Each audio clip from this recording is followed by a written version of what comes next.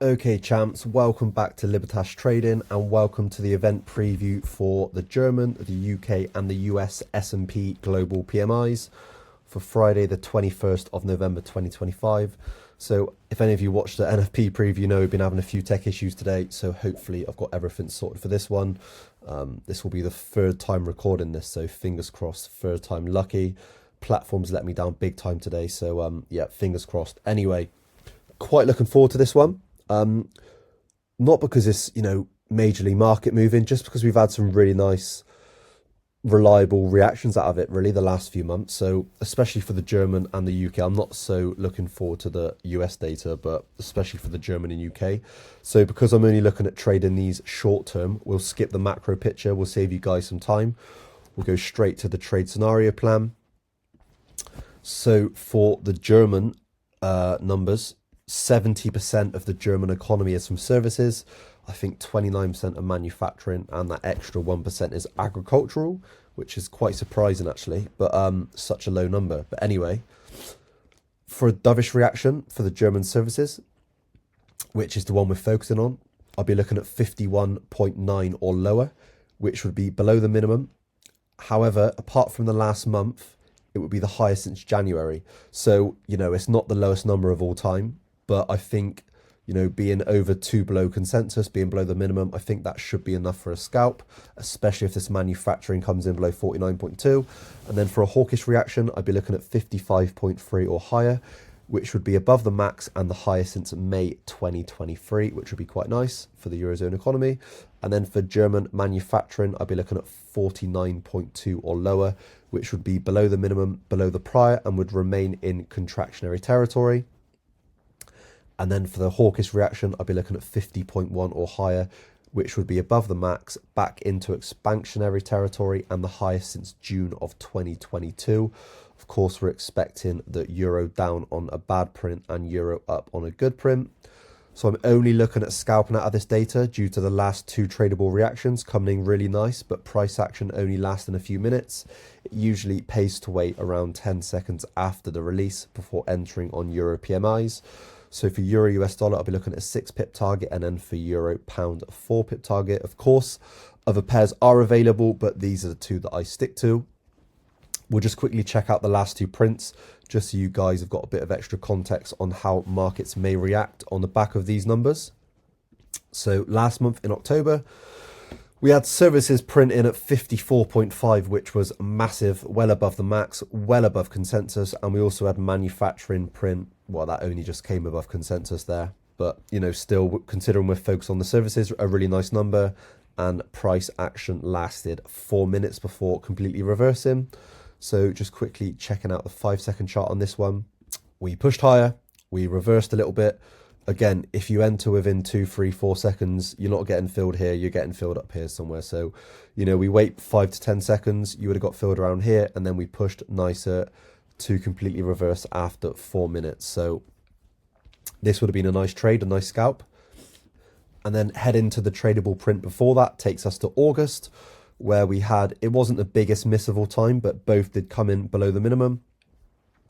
Price push lower, and within sort of 4-5 minutes, we're completely reversing again. So, just another two reasons why we're sticking to short-term plays here. Just looking at the 5-second chart to sort of work out how markets react to this one.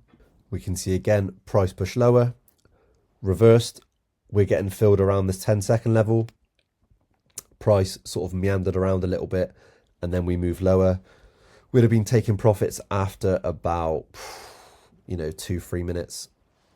Sorted.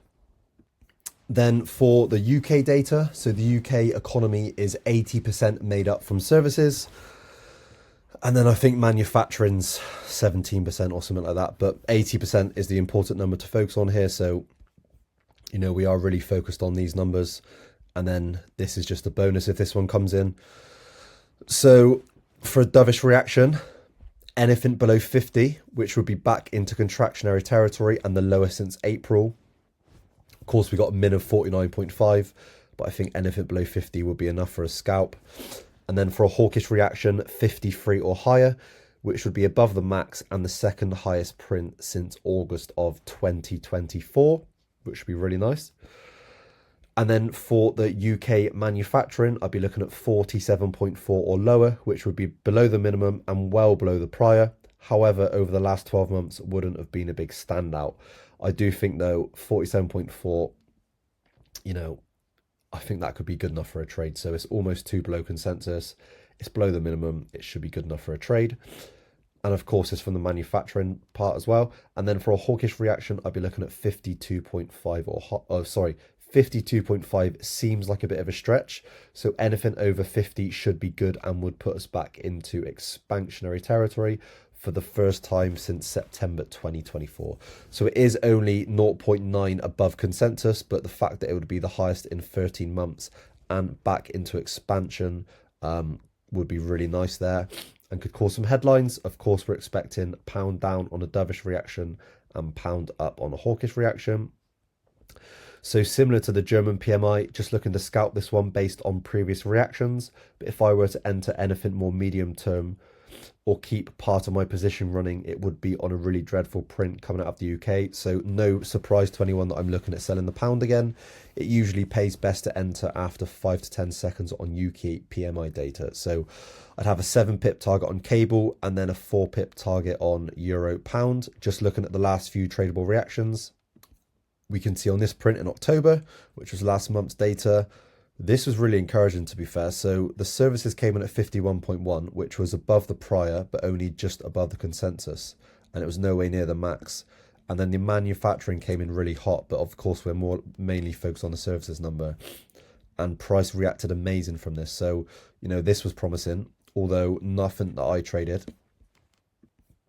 And then on the 5-second chart, moved up. We reversed that 10 seconds where we enter again to save us getting filled up around here, and then we pushed nicely higher throughout that next 20 minutes or so. So again, not amazing numbers, but really good reaction, which is what we want to see. And then head into the September number. So I made a little bit of money on this one, which was nice. The services came in below the minimum. The manufacturing came in close to the minimum. So almost a perfect print here, basically a perfect print. And we saw a nice move lower, but price did only last about 7 or 8 minutes. So nothing that was worth holding on this one. Just checking out the 5-second chart. Again, we see this 5-second candle, slight reversal. We're entering around these levels, and then we moved lower throughout the next sort of 7-8 minutes for us to bottom out there. So yeah, just keeping the pound data on probably a short term. If we get some numbers that are absolutely dreadful, I might hold positions for a bit longer, but probably just sticking to short term on this one. And then finally for the US PMIs, so just on this one, the services make up 80% of the economy. So US PMIs are my least favorite of the three, and I'll only be trading because we've had a data blackout from the BLS. So markets could be more sensitive to this data. But in terms of survey data, ISM takes the limelight. Last month's print reacted nicely for a scalp, which has got me interested in this month's data. I usually don't bother with this one, but looking for larger deviations here. If I trade, I'll only be looking for something short term and we'll be keeping risk low. So stocks and gold traded very disappointingly to last month's fairly solid beat. So I'll be sticking to FX for this one. So yeah, you can look it up. Stocks and gold traded rubbish last month. So I'm going to be sticking to FX. So again, other pairs are available, but I'll be sticking to the euro and the yen. So we're looking for a 7 pip target on the euro and then a 12 pip target on dollar yen. So for a dovish reaction on the services number, I'm looking at 52.5 or lower, which would be a point below the minimum and the lowest since April, however, still in expansion. And then for a hawkish reaction, I'd be looking at 56 or higher, which is above the max and would be the highest print since December of 2024. And then for the manufacturing print, I'll be looking at 49.9 or lower, which is below the minimum, the lowest since July, and back into contraction for the first time since July. And then for a hawkish reaction, I'll be looking at 53 or higher, which would be the highest in over 3 years. So let's quickly look at the last few prints out of the US PMIs. So this was last month's number. The services printed well above consensus, just above the max, and then the manufacturing printed pretty flat, but we'd still expect a lot of dollar upside from this, and the dollar did move lower, but yeah, pretty disappointing moves. Just looking at the short-term reaction, you would have made some money on a scalp. Again, we would have been waiting sort of, I've got 10 seconds down for a pullback, but this one, it would have been better to wait sort of 45 seconds. But yeah, waiting 10 wouldn't have done you too much harm. Could have made a little bit of money, but you know, it wasn't the best print of all time. The numbers were fairly good, but the reaction was fairly poor. And then the last tradable print before last month's was in August, where we had the important services come in almost at the max and pretty much, sorry, quite a lot above consensus. And then the manufacturing came in super hot at 53.3, which was massive, almost 3 points above the max. So really, really nice numbers here. And, you know, price action wasn't too bad in the long run, but short term, it wouldn't have been ideal. Just quickly looking at the 5-second chart. Again, entering after sort of 5-10 seconds, we have had quite a big reversal there. If you had the bottle to hold for that long, you know, you could have made a bit of money, but, you know, it wasn't the best trade of all time. Anyway, guys, that's it for the preview for the S&P PMIs.